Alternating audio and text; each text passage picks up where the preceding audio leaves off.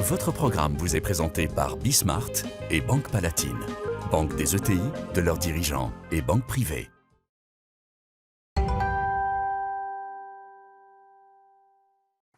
On repart les amis, on repart avec... Alors, ça va vous sembler peut-être un petit peu en marge de tout ce qu'on raconte là depuis une demi-heure. En fait, pas du tout.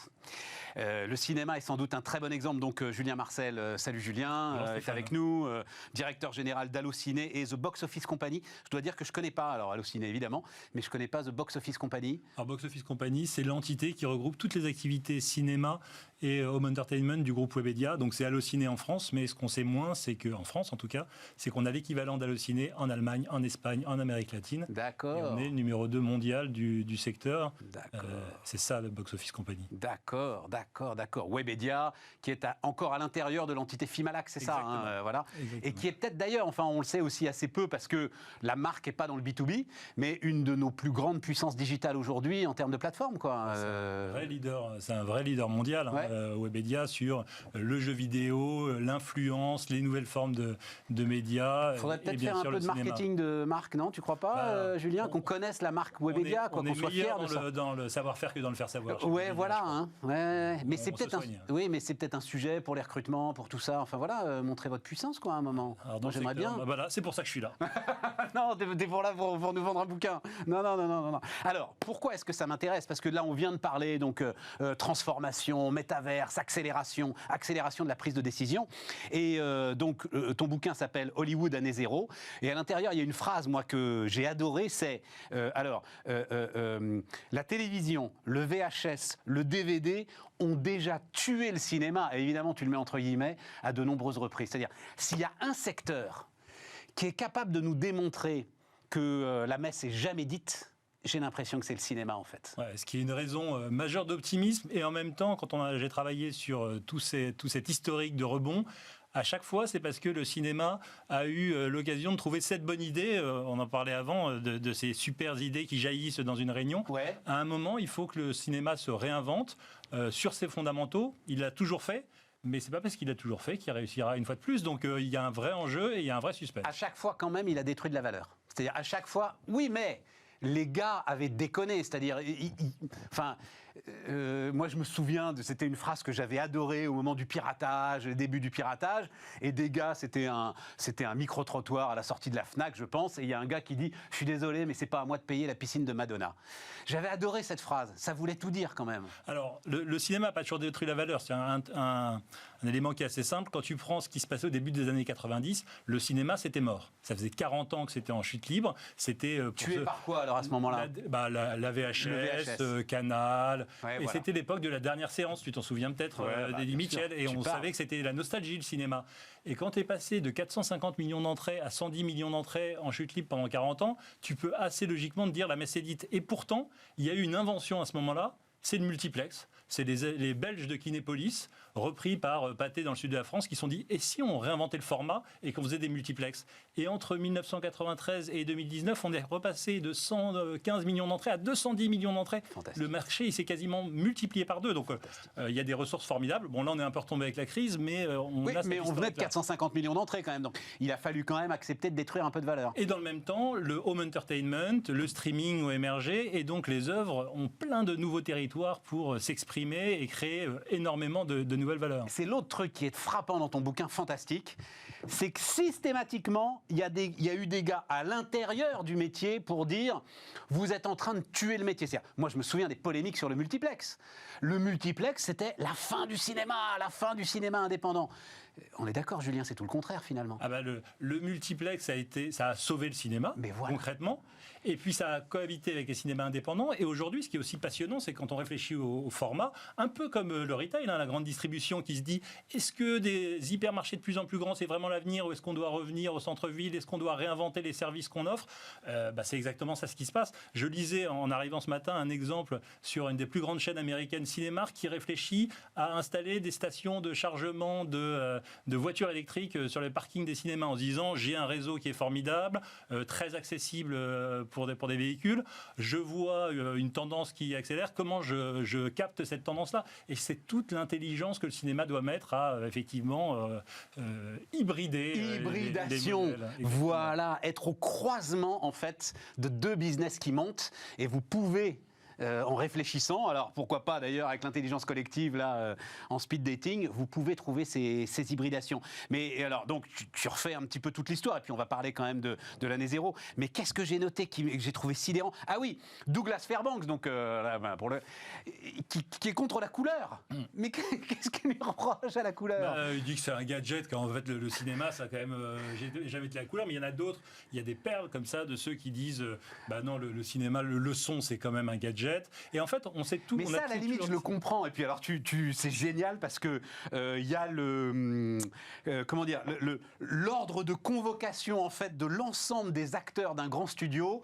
Il va falloir qu'ils aillent devant un micro pour qu'on teste leur voix. Exactement. Et là, tu sens bien qu'il y en a qui disent putain, je vais pas passer. Si je parle comme ça, je vais pas passer. Quoi. C'est ça qui est fatigant. Face à toutes ces révolutions technologiques, il y a toujours une hésitation en disant mais est-ce qu'on n'est pas en train de perdre notre âme? Les sièges qui bougent dans les cinémas, le 4DX qui est présent dans plein de salles Pathé Gaumont en France, est-ce que c'est bien? Est-ce que c'est pas bien? Est-ce que c'est toujours du cinéma? Les écrans ICE de nos amis de CGR de La Rochelle qui ont conquis l'international, c'est une technologie formidable d'écrans immersifs qu'ils ont commencé à installer dans tous leurs cinémas en France. CGR Cinéma, qui est la deuxième, troisième chaîne de cinéma en France, qui est allée au Moyen-Orient, en Arabie Saoudite, en Espagne, en Californie. Et là aussi, avec des formats immersifs, de nouvelles expériences premium. Le premium, c'est une des questions qui se posent pour la salle de cinéma. Et ce qui est fascinant quand on regarde toute l'histoire du cinéma, c'est qu'il s'est toujours trouvé un mélange assez juste de personnes pour dire attention, ne perdons pas l'âme de ce qui fait le cœur de l'expérience cinéma, cette expérience collective. Et puis l'œuvre, au fond, c'est le film qui est au cœur de tout ça. Et puis toutes les innovations qui peuvent venir autour, certaines qui ont tout changé, d'autres qui ont disparu aussi vite qu'elles sont apparues. Mais je crois que c'est ça la force du cinéma, cette capacité à innover en permanence. Il ne faut pas le perdre de vue. Et là, par exemple, tu as Scorsese qui s'inquiète, j'ai adoré cette de marvelisation, c'est ça, du cinéma. Tu m'expliques ce que c'est, la marvelisation? Attention, on rentre, alors c'était avant la crise, mais c'est cette inquiétude de dire si le cinéma se résume à une série de sagas avec des super productions, mais il n'y a plus de place pour de la création originale, on va perdre... On prend tous les meilleurs acteurs en mode Real Madrid. Et là, toi qui t'intéresses au business, il y a un exemple très frappant, parce qu'un des axes de mon livre, c'est aussi la comparaison entre comment fonctionnent les Américains et comment fonctionnent les Français. Ouais. Les Américains, quand il y a un blockbuster qui arrive en salle, là, il y a des Marvel, typiquement, ils vont avoir un multiplex de 20 salles, et ils vont se dire, on est capable d'en remplir 10, donc on va mettre 10 salles d'affilée, 15 salles d'affilée avec un seul film, puis les autres se partageront le reste. En France, le contre-modèle de ça, l'archétype, tout le monde est à peu près d'accord contre ce modèle en France, l'archétype c'est les halles, plus grand cinéma d'Europe, voire même du monde, avec 3 millions d'entrées par an avant la crise, et eux, avec une vingtaine d'écrans, ils passent 25-30 films par semaine. Et chaque fois que j'en parlais avec mes collègues américains, ils me disaient, mais vous êtes fous, vous êtes débiles, il y a un truc, pourquoi vous remplissez pas vos salles? Et en fait, il y a une idée, c'est, comme le disent les Américains, c'est d'être long-term greedy, de penser loin en création de valeur, c'est de dire à tout moment, quand quelqu'un arrive dans un cinéma, il doit y avoir quelque chose qui s'adresse à lui.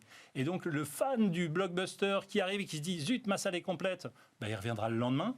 Mais celui qui débarque dans le cinéma et on lui dit « Ah non, ici, c'est juste que ce blockbuster sur 20 écrans », il va rentrer chez lui, il va se dire en fait, c'est pas pour moi la salle de cinéma. Et là, on va mettre un bon moment pour aller le rechercher. Ouais, t'as raison. Même si là, tu arrives à un moment et tu l'écris, moi je trouve ça très intéressant. Donc c'est l'arrivée du streaming. Alors là, il y a un chiffre que j'adore, que je vais répéter 100 fois, qui est l'ode au business. Les plus gros consommateurs de streaming sont aussi ceux qui fréquentent le plus les salles de cinéma. Voilà. C'est une évidence en fait. Non, c'est pas une évidence, c'est une leçon d'économie que seuls les Français ne comprennent pas. Tu sais, les Français, ils pensent que c'est un gâteau qui se partage. Et quand tu leur dis, c'est une mayonnaise qu'on agite et qui monte, en fait, quand tu l'agites, c'en est la démonstration. Il ne faut pas être complètement naïf parce qu'il peut y avoir un peu de compétition, mais moi, la chose dont je suis persuadé, c'est que la vraie compétition, se dire streaming contre salle, c'est un peu comme se dire, la vraie guerre commerciale mondiale est entre l'Allemagne et la France. C'est vraiment ça l'enjeu et qu'on oublie que de l'autre côté, il y a la Chine. Dans notre business, oui, il y a une compétition saine entre streaming et cinéma, mais il ne faut pas perdre de vue que la vraie compétition pour le temps de cerveau disponible, elle est face aux jeux vidéo, qui prend une grosse partie. Elle est face aux réseaux sociaux, à la vidéo sur les réseaux sociaux. Et donc se dire, je focalise toute mon énergie si je suis une salle sur le streaming ou quand je suis streaming une salle, sur la salle, c'est une erreur. Et d'ailleurs, Netflix ne s'y trompe pas, qui commence à embarquer du jeu vidéo dans sa plateforme.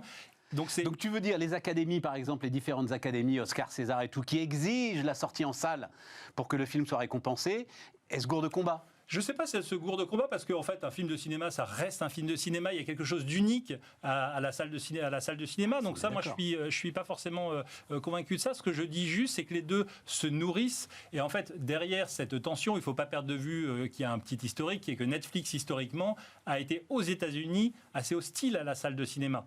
Là où Amazon, par exemple, a toujours été pro-salle de cinéma. Et donc, quand on se lance au petit jeu des pronostics, parce que je parle aussi des évolutions de réglementation qui, demain, rendent possible le rachat d'un circuit par un gros acteur, un gros studio, par exemple, si tu me demandes mon pari, je parierais beaucoup plus sur le rachat par Amazon d'un gros circuit américain. Ils l'ont fait avec... Ah non, ils l'ont fait avec un studio.